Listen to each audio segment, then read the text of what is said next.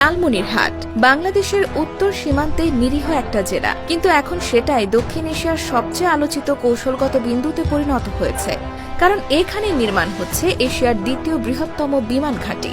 এটি একটি ফুল scale military airbase, যার রানওয়ের দৈর্ঘ্য 4000 মিটার। একসাথে 70টি যুদ্ধ বিমান উঠতে পারবে এখান থেকে। এবং তার চেয়েও বড় কথা, এই ঘাঁটি বসানো হচ্ছে ভারতের সবচেয়ে স্পর্শকাতর অঞ্চল চিকেন নেকের মাত্র 12 কিলোমিটার দূরত্বে।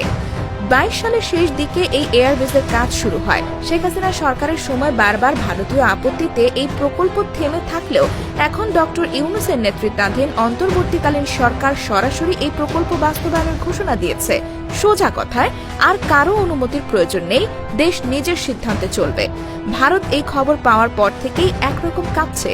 তাদের সবচেয়ে স্পর্শকাতর করিডোর শিলিগুড়ি, যার আরেক নাম চিকেন নেক, সেটা ধ্বংস হলে ভারতের 7টি রাজ্য এক মুহূর্তে বিচ্ছিন্ন হয়ে যাবে মূল ভূখণ্ড থেকে। এই কারণে ভারতের গোয়েন্দা বিভাগ, প্রতিরক্ষা মন্ত্রণালয় এবং মিডিয়া সবাই এখন লালমনিরহাটের দিকে ফোকাস করেছে। কিন্তু বাংলাদেশ বসে নেই। এই এয়ারবেসকে কেন্দ্র করে গড়ে তোলা হচ্ছে একটি এভিয়েশন ও অ্যারোনটিক্যাল বিশ্ববিদ্যালয়। এখানে ভবিষ্যতে যুদ্ধ বিমান তৈরির পরিকল্পনা রয়েছে। সেই সঙ্গে তৈরি হবে মেইনটেনেন্স এবং রিফুয়েলিং হাব, যেখান থেকে আন্তর্জাতিক যুদ্ধ বিমানও জরুরি পরিষেবা নিতে পারবে। ফলে এটি একমাত্র সামরিক, কৌশলগত, আর্থিক কেন্দ্রবিন্দু হয়ে উঠছে। এখানে বিনিয়োগ করতে চায় চীন, কাতার, তুরস্ক, আমিরাত, এমনকি যুক্তরাষ্ট্র পর্যন্ত। ইতোমধ্যে চীনের পক্ষ থেকে $500 মিলিয়ন বিনিয়োগের কথা বলা হয়েছে, যার মধ্যে আছে আধুনিক রাডার, রানওয়ে নির্মাণ ও যুদ্ধ বিমান সংযোগ ব্যবস্থা। অন্যদিকে কাতার এবং তুরস্ক $200-300 মিলিয়ন বিনিয়োগ প্রস্তাব দিয়েছে ড্রোন ও রাডার সিস্টেম নিয়ে। বিশেষজ্ঞরা বলছেন, এই ঘাঁটি চালু হলে বাংলাদেশ শুধু আকাশপথে এবং আঞ্চলিক রাজনীতির ক্ষমতার মানচিত্র নতুন করে উঠে আসবে। ভারতের প্রকল্প নিয়ে তাদের মিডিয়ায় প্রতিনিয়ত ভয় ছড়াচ্ছে। বাংলাদেশ চীনকে জায়গা দিচ্ছে, চিকেন নেক ধ্বংস হবে, ভারতীয় সীমান্ত অনিরাপদ হবে ইত্যাদি। অথচ সত্যিটা হলো, এই ঘাঁটির কোনো অংশ চীনকে দেওয়া হচ্ছে না, বরং চীন সহায়তা করবে নির্মাণ ও প্রযুক্তি সহযোগিতায়। ঠিক যেমন ভারত করেছিল হাসিমারা, বিশাখাপত্তনম বা আন্দামান দ্বীপে বিদেশি প্রযুক্তি নিয়ে। তখন কেউ প্রশ্ন তোলেনি। প্রশ্ন এখানেই, বাংলাদেশ যখন নিজস্ব নিরাপত্তা নিশ্চিত করতে চায়, তখনই এত ছটফটানি কেন?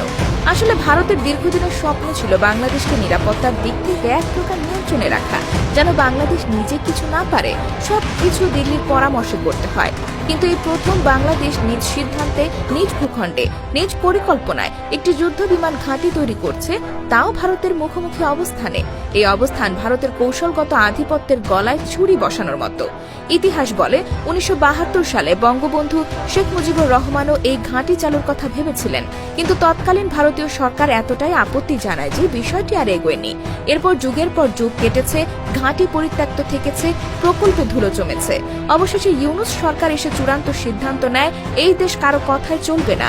সীমান্তে শত্রু ঘাপটি মেরে থাকলে প্রতিরোধ করতে হবে প্রস্তুতি নিয়ে। আর সেই প্রস্তুতির নাম আজ লালমনিরহাট এয়ারবেস।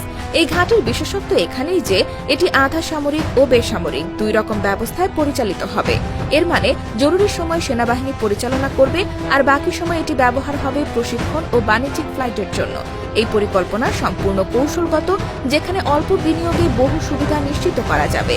এই জায়গা থেকে বাংলাদেশ এখন একটি আঞ্চলিক শক্তি হিসেবে দাঁড়াতে যাচ্ছে। ভারত এখন মুখে যতই বলুক বাংলাদেশের সঙ্গে আমাদের মজবুত সম্পর্ক, আসলে লালমনিরহাট বিমান ঘাঁটির ঘোষণার পর থেকেই তাদের কূটনৈতিক হেডকোয়ার্টারে বাজছে বিপদের ঘণ্টা। কারণ এই ঘাঁটি বসানো হয়েছে একেবারে ভারতের প্রাণকেন্দ্রের পাশে শিলিগুড়ি করিডোর, যেটাকে বলা হয় চিকেন নেক। মাত্র 22 কিলোমিটার চওড়া এই করিডোর ধ্বংস হয়ে গেলে ভারতের উত্তর পূর্বাঞ্চল পুরোপুরি বিচ্ছিন্ন হয়ে যাবে বাকি দেশের সঙ্গে। আর এই জায়গা থেকেই বোঝা যায় ইউনূস সরকারের কৌশলগত বোঝাপড়া কতটা গভীর। বাংলাদেশ এবার উন্নয়ন নয়, নিরাপত্তাকেও জাতীয় শক্তির অংশ বানিয়েছে। সেটা বোঝা গেছে ঘাঁটির পরিকল্পনা দেখে। শুধু একটা রানওয়ে না, এখানে তৈরি হচ্ছে radar network, strategic transport facility, combat flight operation zone এবং মেইনটেনেন্স হ্যাঙ্গার। সব মিলে এটি একমাত্র আঞ্চলিক হাব এবং ভবিষ্যতে বহুজাতিক সামরিক লজিস্টিক চেইনের অংশ হতে যাচ্ছে। চীনের উপস্থিতি নিয়ে ভারত যতই অস্বস্তি বোধ করুক, বাস্তবতা হলো এখানে চীন কোনো সামরিক ঘাঁটি বসাচ্ছে না, বরং সহযোগিতায় আসছে। যুদ্ধ বিমান রক্ষণাবেক্ষণ, রাডার সাপোর্ট এবং ড্রোন প্রযুক্তিতে চীন বিনিয়োগ করছে। বাংলাদেশের বিনিময়ে পাবে 5th জেনারেশন প্রযুক্তি, মেড ইন বাংলাদেশ যুদ্ধবিমান পরিকল্পনা এবং প্রশিক্ষণ সহায়তা, এবং এই অংশগ্রহণ শিল্প ও প্রযুক্তি ক্ষেত্রেও গভীর সম্পর্ক তৈরি করছে। ভারতের সবচেয়ে বড় আপত্তি হলো চীন কেন শিলিগুড়ির এত কাছাকাছি এসে প্রভাব বাড়াচ্ছে। কিন্তু প্রশ্ন হলো, চীন কি নিজের ইচ্ছেতে ঢুকছে, না বাংলাদেশ নিজে তাকে আমন্ত্রণ জানাচ্ছে? উত্তরটা একেবারে পরিষ্কার। ইউনূস সরকার বারবার বলেছে, আমরা কারো শত্রু না, তবে নিজেদের নিরাপত্তার জন্য যে কোনো সিদ্ধান্ত নেওয়ার অধিকার আমাদের আছে। আর ঠিক এই নীতির ভিত্তিতে চীন, কাতার, তুরস্ক, এমনকি ইউএই পর্যন্ত এখানে অংশীদার হতে আগ্রহ দেখিয়েছে। এদিকে ভারতের মিডিয়াতে প্রতিনিয়ত ফাটছে পলিটিক্যাল তামাশা। বলা হচ্ছে বাংলাদেশ চীনকে সামরিক সুবিধা দিচ্ছে, আবার কেউ কেউ বলছে পাকিস্তানি উপঠিকাদার এই প্রকল্পে কাজ করছে। এইসব শব্দ ব্যবহার করে ভারত চাপ তৈরির চেষ্টা করছে, কিন্তু ইউনূস প্রশাসন সেটা পাত্তাও দিচ্ছে না, কারণ সরকারের অবস্থান স্পষ্ট, আমরা আর পেছনে হাঁটব না। আরেকটা বিষয় খুব গুরুত্বপূর্ণ, এই বিমান ঘাঁটি গড়ে উঠছে পুরনো ব্রিটিশ সামরিক ঘাঁটির ভিত্তিতে, যা ওয়ার্ল্ড ওয়ার 2 এর সময় ব্যবহার হয়েছিল। অর্থাৎ স্থানটির কৌশলগত প্রাসঙ্গিকতা ঐতিহাসিকভাবেই আছে। এতদিন বাংলাদেশ শুধু দেখেছে, এবার নিজের রূপরেখা তৈরি করছে। বিশেষজ্ঞদের মতে ভারত এখান থেকে যে কোনো সময় কড়া অবস্থান নিতে পারে, এমনকি সীমান্ত উত্তেজনার কৌশলও নিতে পারে। কিন্তু বাংলাদেশ সেই ফাঁদে পড়বে না, কারণ সীমান্তে তিস্তার প্রাকৃতিক রক্ষণ, গভীর জঙ্গল ও মাটি পরিস্থিতি এমন, যা অন্য কোনো দেশের অনুপ্রবেশ ঠেকাতে নিখুঁত প্রাকৃতিক প্রতিরক্ষা ব্যবস্থা। এখানকার ভূপ্রকৃতি এমন যে মোদী বাহিনী লাইন পেরিয়ে ঢুকতে গেলে প্রথমেই মরবে তাদের স্যাটেলাইট ও ড্রোন, তারপর পাল্টা প্রতিরোধ শুরু হবে মাটি থেকে। আর এখানে ইউনূসের মাস্টার প্ল্যানের সবচেয়ে বড় দিকটা বোঝা যায়। এই প্রকল্প কেবল একটা এয়ারবেস না, এটা হচ্ছে ভারতের একচেটিয়া আধিপত্যের বিরুদ্ধে সোজাসুজি বার্তা। দক্ষিণ এশিয়ায় এতদিন ভারত বাণিজ্য, প্রতিরক্ষা, প্রযুক্তি, এমনকি পররাষ্ট্র নীতিতেও বাংলাদেশের ওপর এক ধরনের নিয়ন্ত্রণ কায়েম করে রেখেছিল, কিন্তু এবার সেই দড়ি ছিঁড়ে গেছে। বাংলাদেশ শুধু নিজের ঘর সামলাচ্ছে না, বরং আঞ্চলিক ভূ রাজনীতিতে নিজের অবস্থান শক্ত করছে। আগে যেখানে প্রতিরক্ষা বোঝাতো স্রেফ সেনা টহল আর সীমান্তে চেকপোস্ট, এখন সেটার মানে প্রযুক্তি, কৌশল আর দূরদর্শী প্রতিরক্ষা নীতিমালা। আর এই নীতির বাস্তব প্রতিফলন লালমনিরহাট ঘাঁটি।